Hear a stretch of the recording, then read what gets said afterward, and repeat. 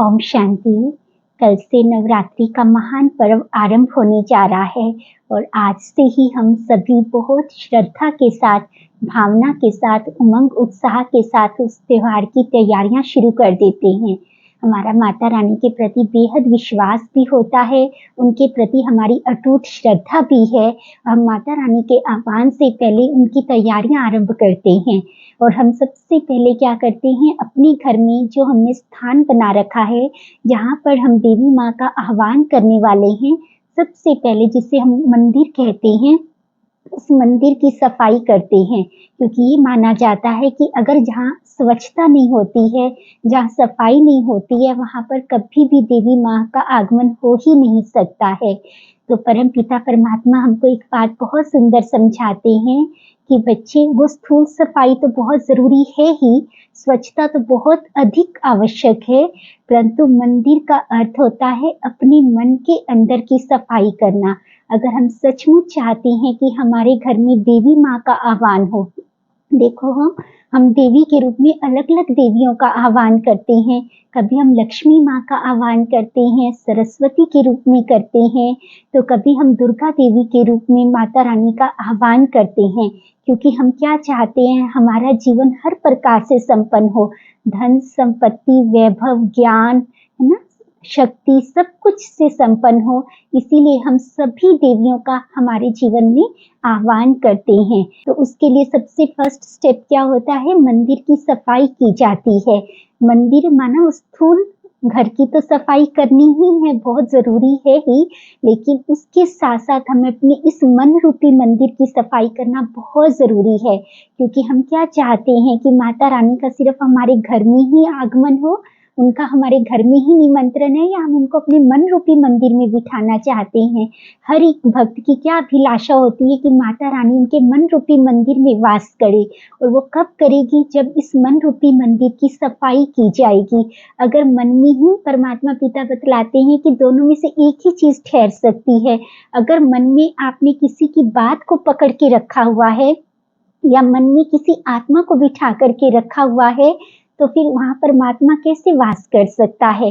या तो बात रहती है, या तो परमात्मा पिता रह सकता है, दोनों में से एक का ही वास हो सकता है। अगर हम चाहते हैं कि हमारे मन रूपी मंदिर में देवी माँ का वास हो, तो सबसे पहले हमें अपने इस मन रूपी मंदिर की सफाई करनी होगी। आज जब हम उस स्थूल मंदिर की सफाई करेंगे, अपने घर की सफाई करेंगे, तो अपने मन में अगर हमने कोई भी चीज को पकड़ रखा है, किसी की बात को पकड़ रखा है जो हमें बहुत तंग कर रही है, बहुत परेशान कर रही है, तो उस मंदिर की साथ साथ सफाई के साथ साथ हम यहाँ की भी सफाई आज बहुत जरूरी करेंगे। और आप देखना, अगर आज आप ठान लेते हैं कि मुझे अपने मन रूपी मंदिर से उस बात को मिटाना है, क्योंकि वो बात हमको जाने अनजाने बहुत दुख तकलीफ दे रही है, भले हम इस चीज को माने या ना माने, भले हम किसी दूसरे पर उंगली उठा देते हैं कि उसकी वजह से मुझे ये दुख है, परेशानी है, तो परमात्मा पिता कहते हैं किसी की हिम्मत नहीं है कि आपको कोई दुख दे, परेशानी दे। वो बात आपको दुख दे रही है, तो उस बात को अपने मन से क्लीन करना है। और उसके लिए अगर हम आज का दिन चूज करेंगे, तो ये सबसे सुंदर दिन है, क्योंकि माता रानी को क्या बोलते हैं, शिव शक्ति। तो वो हमको वो शक्ति देगी, वो पावर देगी, जो हमारे को इसको, बात को, उस चीज को डिलीट करने में बहुत बहुत अधिक मदद करेगी। जब हमारा मन बिल्कुल साफ होगा, स्वच्छ होगा, इसके अंदर किसी के भी प्रति थोड़ा सा भी दुर्भाव नहीं होगा, किसी की कोई बात नहीं पकड़ी होगी, तब सच्चे रूप में हमारे यहाँ देवी का आह्वान होगा। तो आज आप इसको अजमा करके देखना। वैसे भी कहते हैं ना कि एक बच्चा किसी के सामने अपना दिल हल्का कर पाए ना कर पाए, लेकिन वो माता के आगे, अपनी माँ के आगे अपने दिल की हर बात को खोल करके रख सकता है। तो आज एक बार इसको अजमा करके देखना। अगर कोई भी बात आपको दुख दे रही है, परेशान कर रही है, किसी प्रकार की चिंता है, किसी ने आपको कुछ ऐसे शब्द कह दिए हैं जो आपके मन से डिलीट नहीं हो रहे हैं, तो आज उस बात को देवी माँ के सामने रखना, परमात्मा पिता की याद से आज उसको डिलीट करना, वो 101% हो जाएंगे। तो सच्चे मायनों में आज फिर हम करेंगे मंदिर की सफाई। फिर उसके पश्चात हम क्या करते हैं, एक सुंदर कलश रखते हैं और कलश में क्या भर के रखते हैं, जल भर के रखते हैं, जिसको क्या कहते हैं, अमृत कहते हैं। कलश है आप सबकी बुद्धि का प्रतीक है। तो चूंकि आप 9 दिनों में ये मतलब अपने आप से प्रतिज्ञा करते हैं कि इन दिनों में मैं बहुत सात्विक विचार रखूंगा, माना अपने मन में किसी के प्रति कोई भी दूसरा भाव ही नहीं लाऊंगा। तो आज ये प्रतिज्ञा करनी है उस कलश की स्थापना के साथ साथ कि मैं इस बुद्धि रूपी कलश में सिर्फ अमृत के समान ज्ञान वचनों को, सकारात्मक विचारों को ही डालूंगा। तो हमारी सृष्टि सच में बहुत सुंदर हो जाएगी। जो हम चाहते हैं ना कि हमारे जीवन में धन, संपत्ति, वैभव, मान, शान, स्वास्थ्य सब कुछ हो, तो सच में सब कुछ आ जाएगा। क्योंकि जहाँ ज्ञान होता है तो ज्ञान के पीछे पीछे सभी चीजें ऑटोमेटिकली हमारे जीवन में आनी आरंभ कर देती हैं। अगर आज हम ये विचार कर लें कि मुझे कोई भी नकारात्मक विचार को, किसी भी गलत विचार को अपनी इस बुद्धि रूपी कलश में आने ही नहीं देना है, सिर्फ ज्ञान अमृत को, अच्छे सकारात्मक विचारों को ही अपनी इस बुद्धि रूपी कलश में भरना है, तो निसंदेह हमारे जीवन में ये सब कुछ ऑटोमेटिकली आ जाएगा। फिर क्या करते हैं, एक नारियल रखा जाता है ना। तो नारियल किस चीज का प्रतीक है, नारियल है हमारे अभिमान का प्रतीक। देवी माँ के सामने उस नारियल के साथ साथ अपने अंदर में किसी भी प्रकार का अगर कोई अभिमान पकड़ के रखा है कि मेरे जैसा तो कोई नहीं है, मैं ही सब कुछ हूँ, किसी भी प्रकार का स्थूल या सूक्ष्म रूप का, तो आज सब कुछ माता रानी के आगे समर्पित कर देना। क्योंकि वो जब हम समर्पित करेंगे तभी किसी चीज का हमारे अंदर आह्वान हो सकता है। माना जब तक अभिमान नहीं मिटेगा तब तक हमारे जीवन में सुख, शांति, गुण, कोई भी चीज आ ही नहीं सकती है।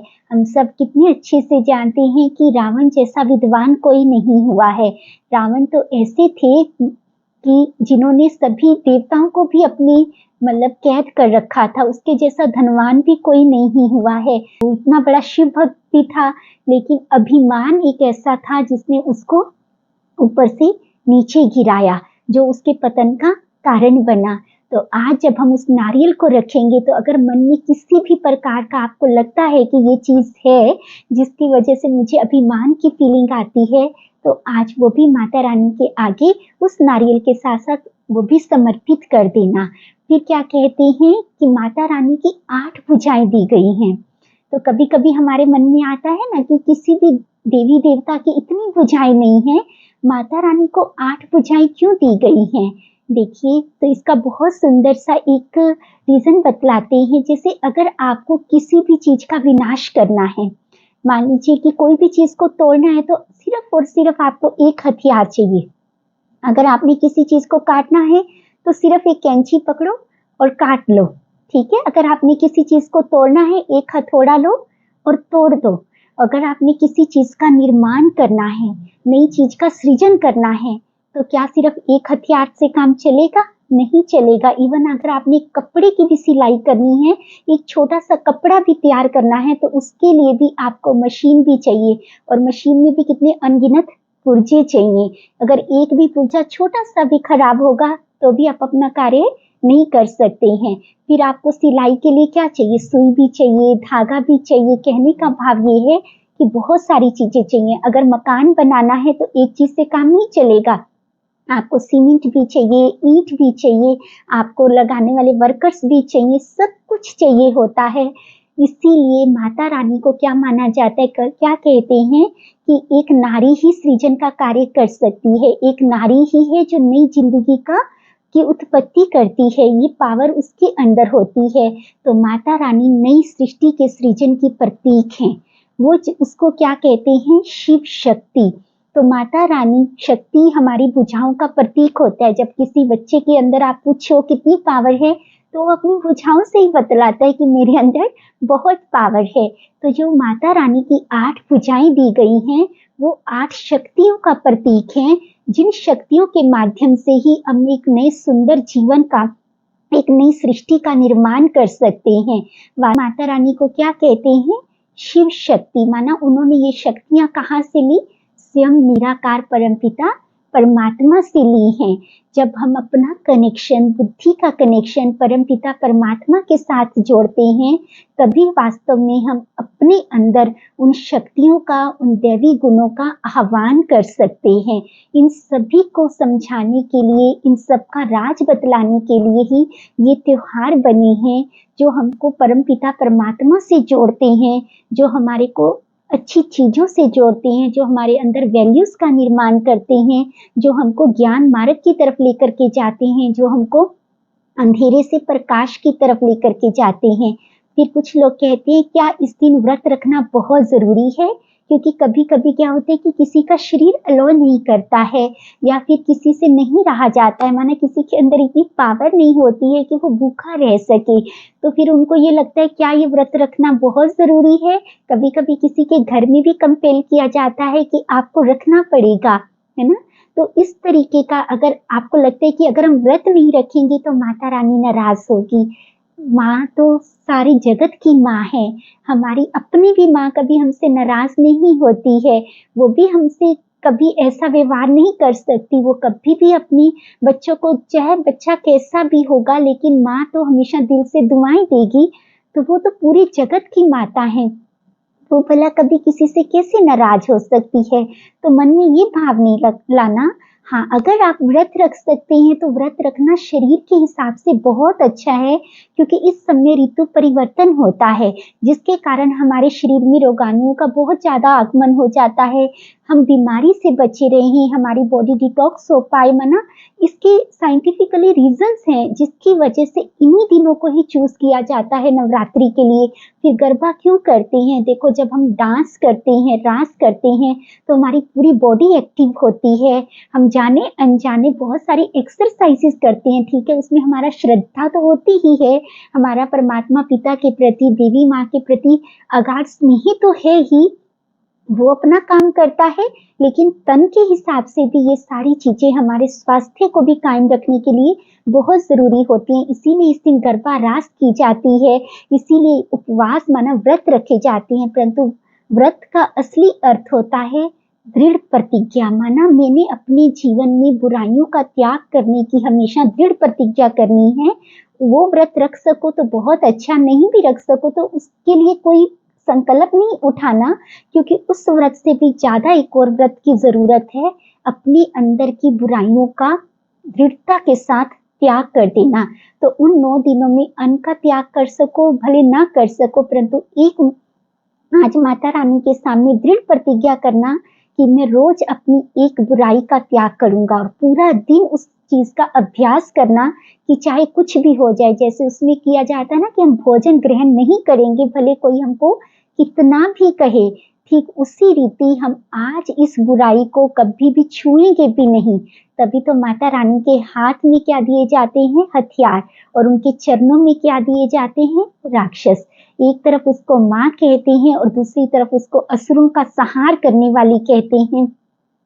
तो जब हमारे अंदर परमात्मा पिता से कनेक्ट होकर के पावर आएगी, तभी हम अपने इन असुरों रूपी, माना विकारों रूपी बुराइयों को अपने पैरों के नीचे रख पाएंगे, माना उनका अंत कर पाएंगे, और सच्ची सच्ची नवरात्रि मना पाएंगे। क्योंकि नवरात्रि अर्थात माता रानी का, माना देवी माँ का, माना दैवी गुणों का हमारे जीवन में आगमन होना। माता रानी का आगमन होना माना लक्ष्मी माँ का, सरस्वती का, दुर्गा माँ का, सभी देवियों का हमारे जीवन में आना, अर्थात हर प्रकार से हमारा जीवन संपन्न और संतुष्ट बनना। देवी माँ के आह्वान का अर्थ है हमारे जीवन में सात्विकता का आना, पॉजिटिविटी का आना। देवी माँ के आह्वान का अर्थ है हमारे जीवन में उमंग उल्लास का आना, आपस में रास मिलाना, एक दूसरे के साथ मिलजुल करके चलना। तो हम क्यों ना आज सच्ची नवरात्रि मनाएं, माता रानी के साथ साथ इन सभी स्थूल चीजों के साथ साथ अपने अंदर के दैवी गुणों का भी आह्वान करें, अपने अंदर की बुराइयों को, असुरों के रूप में जो हमारे अंदर इतनी बड़ी बड़ी बुराइयां बैठी हैं, उनको अपने पैरों के नीचे कुचल दें। क्यों ना आज सच्ची नवरात्रि मनाकर अपने जीवन को सच में बेहद खूबसूरत बनाकर हम माता पिता दोनों की दुआएं लें, माता रानी की भी और परम पिता परमात्मा शिव की भी। जब हमारा जीवन दोनों की दुआओं से भरपूर होगा तो हमारे जैसा सुंदर जीवन दुनिया में किसी का नहीं होगा। आप सबको नवरात्रि की ढेर सारी शुभकामनाएं। आपका जीवन सदा ही संपन्न, संतुष्ट और परमात्म प्यार से भरपूर रहे। इसी शुभ भावना और कामना के साथ ओम शांति।